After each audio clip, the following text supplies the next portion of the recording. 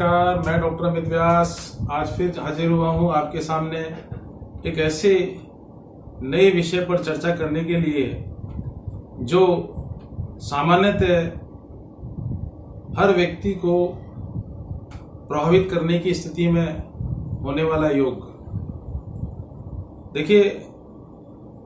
मेरा जो अपना व्यक्तिगत अनुभव है और ज्योतिष शास्त्र, पुराण इत्यादि के आधार पर हमारी जनसंख्या का अगर 42% व्यक्ति मांगलिक हैं तो वहीं 50% लोग बाग एक ऐसे योग से प्रभावित रहते हैं जो हमें शुभ फल के साथ साथ में अशुभ फलों को भी देता है। वो है कालसर्प योग। देखिए, कालसर्प योग जैसा कि नाम से ही बड़ा अजीबोगरीब शब्द है और जिसको लेकर लोगों के मन में कई प्रकार के डर, भय और चिंताएं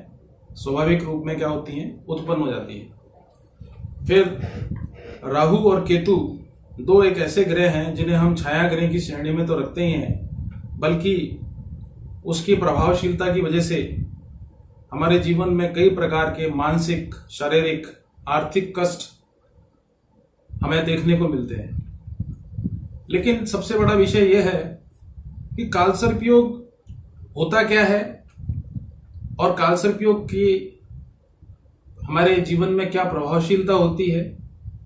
वास्तव में कालसर्प योग है या नहीं, इसको लेकर काफी प्रकार के मतांतर देखने को आते हैं। बहुत सारे ज्योतिषी का जो वर्ग है वो ये कहता है कि कालसर्प योग होता ही नहीं है, क्योंकि इस प्रकार के योग के बारे में हमारे प्राचीन ज्योतिष में ऐसा कोई उल्लेख है ही नहीं। जबकि कुछ विद्वानों का और ज्योतिष शास्त्रियों का ऐसा मानना है कि कालसर्प योग होता है और वो राहु और केतु के छाया ग्रहों की प्रभावशीलता की वजह से हमारी कुंडली में एक दोष के रूप में उभर के आता है। परंतु प्रश्न ये उत्पन्न होता है कि कालसर्प योग को लेकर इस प्रकार की जो किंवदंतियां हैं, भ्रांतियां हैं, जो मतांतर हैं, उसका मूल आधार क्या है। देखिए, मुझे भी लगभग 25 से 26 साल इस ज्योतिष और वास्तु के क्षेत्र में सेवाएं देते हुए हो चुके हैं और मेरा जो अपना ज्ञान और अपना जो अनुभव है उसके आधार पर मैंने ये पाया कि वास्तव में इस प्रकार का योग हमारे जीवन में प्रभाव डालता है और कालसर्प योग होता भी है। और उसका एक मैं आपको कुछ ऐसे तर्क आपके सामने रखूंगा, क्योंकि मैं इस कालसर्प योग के ऊपर 3 वीडियोस बनाने का मेरा एक विभाजन किया है, जिससे कि इसकी सभी प्रकार की भ्रांतियां, इन ग्रहों के या इस कालसर्प योग के कितने प्रकार होते हैं, कालसर्प योग का हमारे जीवन में किन किन प्रकार से अच्छे और दुष्प्रभाव देखने को मिलते हैं और उस कालसर्प योग का क्या निदान है या क्या उस प्रकार के हम उसकी शांति करा सकते हैं। इस प्रकार के कुछ विषय हैं जिनको लेकर मैं अपने इस चैनल के माध्यम से आप लोगों को कई प्रकार की सूचनाएं उपलब्ध कराऊंगा। देखिए, कालसर्प योग राहु और केतु के जो छाया ग्रह हैं उनकी वजह से उत्पन्न होता है और राहु और केतु 180 डिग्री में यानी आमने सामने हर कुंडली में होते हैं और वो एक स्थान से जब दूसरे स्थान पर यानी एक राशि से जब दूसरी राशि में जाते हैं तो वक्री अवस्था में जाते हैं, अर्थात वो अपनी अवस्था से पिछली वाली अवस्था में राशि का भ्रमण करते हैं। और राहु और केतु 12 राशियों पर भ्रमण करने में पूरे 18 साल लगाते हैं और राहु और केतु 18 महीने एक ही राशि पर रहते हैं, अर्थात राहु एक राशि पर रहेगा और केतु भी एक राशि पर रहेगा तो उसकी अवधि होती है 18 महीने। और इसकी वजह से जब कोई ग्रह, जिसे हम छाया ग्रह भी मानते हैं और उसको महसूस भी करते हैं, तो अगर एक व्यक्ति की कुंडली में या राशि पर 18 महीने रहेगा तो स्वाभाविक सी बात है कि उसका प्रभाव 18 महीने तक तो रहेगा ही रहेगा। तो कहीं ना कहीं ये बात हमारे जहन में उठती है कि इस प्रकार के ग्रहों के आवागमन से या इनके राशि परिवर्तन करने से आप मान के चलिए कि 6 राशियां प्रत्यक्ष रूप से प्रभावित होती हैं, क्योंकि राहु और केतु जिस राशि में बैठते हैं उन राशि को तो प्रभावित करते ही हैं, बल्कि उनकी दृष्टि यानी जहां जहां वो राशियों को देखते हैं उनको भी वो अच्छे रूप में और बुरे रूप में प्रभावित करते हैं। सामान्यतः केतु शुभ फलदायी ग्रह माना गया है और देखा भी गया है, परंतु राहु को लेकर अलग अलग प्रकार की भ्रांतियां हमारे मन में रहती हैं। तो काल सर्पयोग होने की वजह से सामान्यतः हमारी कुंडली में राहु और केतु जिस जगह पर बैठते हैं वो अपने क्षेत्राधिकार में सभी ग्रहों को यानी अन्य 7 ग्रहों को अपने क्षेत्राधिकार में ले लेते हैं, जिसकी वजह से बाकी के जो 6 घर हैं कुंडली के 12 घर जो होते हैं उस पर उसका प्रभाव रह नहीं पाता है, जिसकी वजह से व्यक्ति के जीवन में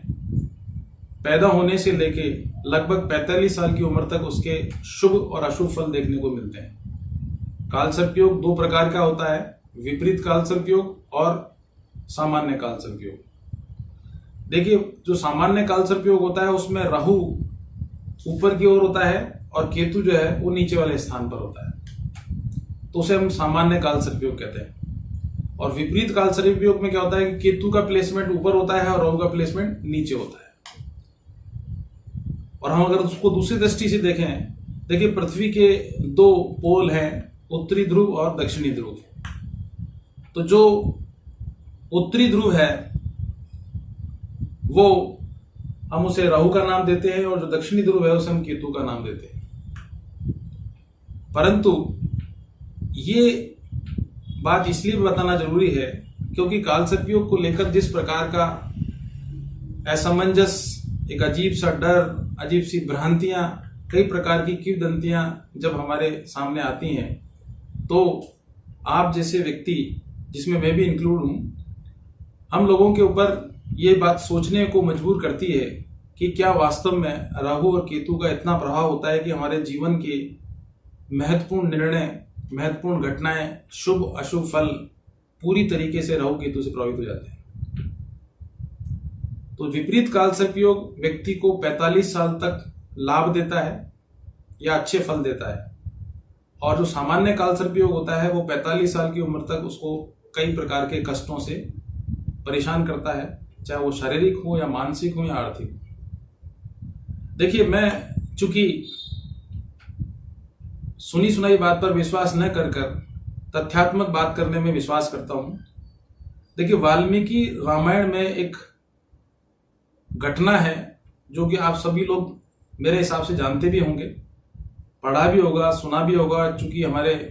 सोशल मीडिया के माध्यम से कई प्रकार के जो सीरियल वगैरह हैं उसमें भी इस प्रकार की घटनाओं का उल्लेख देखने को मिलता है। जब राम और रावण का युद्ध हो रहा था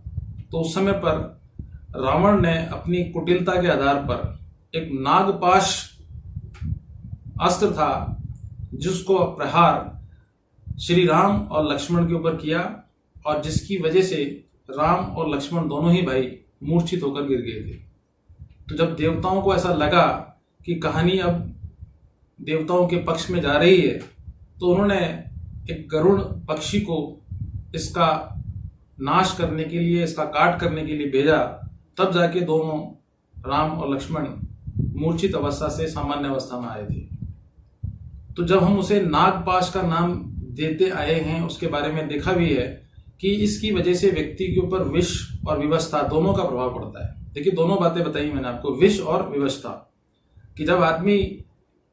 ऐसी काम करने से, ऐसी घटनाओं से विष के समान जीवन को महसूस करता है या इस प्रकार से विवश हो जाता है कि वो काम करने में सक्षम होता है, दक्ष होता है, मगर उसे उसके अनुसार लाभ नहीं मिलता है, या वो इस प्रकार से विवश हो जाता है कि वो उस कार्य को सफलतापूर्वक संचालित नहीं कर पाता है। तो ये सब घटनाएं और हमारे प्राचीन ग्रंथ कहीं ना कहीं इस बात का उल्लेख तो करते हैं कि काल सर्पयोग प्राचीन काल में भी था, परंतु हम पहले केवल 7 ग्रहों की चर्चा करते थे, परंतु धीरे धीरे जब क्रमिक ज्ञान का विकास हुआ तो परिणाम ये निकल के आया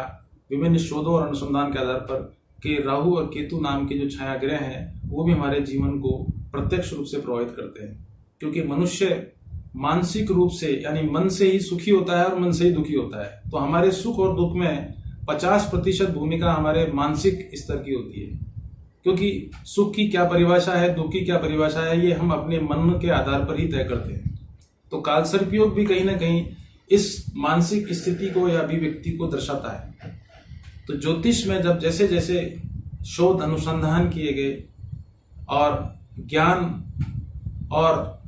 देखिए सबसे बड़ा विषय यह है कि कालसर्पयोग के बारे में मैंने आपको एक सामान्य परिचय दिया और कई प्रकार की जो भ्रांतियां या जिस प्रकार की स्थितियां मैंने आपको सारी अवगत कराई। तो जब हमारे वाल्मीकि रामायण में भी इस बात का जिक्र कहीं ना कहीं देखने को मिलता है, तो कालसर्पयोग तो होता है, इसमें तो कोई दो राय नहीं है। और कालसर्पयोग सामान्यतः 9, 18, 27, 36 और 45 इस क्रम में आपको शुभ और अशुभ फल दोनों ही देता है। तो ये शुभ फल कब देता है, कब अशुभ फल देता है, इसके बारे में तो मैं अगले वीडियो में चर्चा करूंगा कि कालसर्पयोग जो है 12 प्रकार के होते हैं और उन 12 प्रकार के कालसर्पयोगों में किसकी कुंडली में क्या क्या प्रभाव शुभ और अशुभ होंगे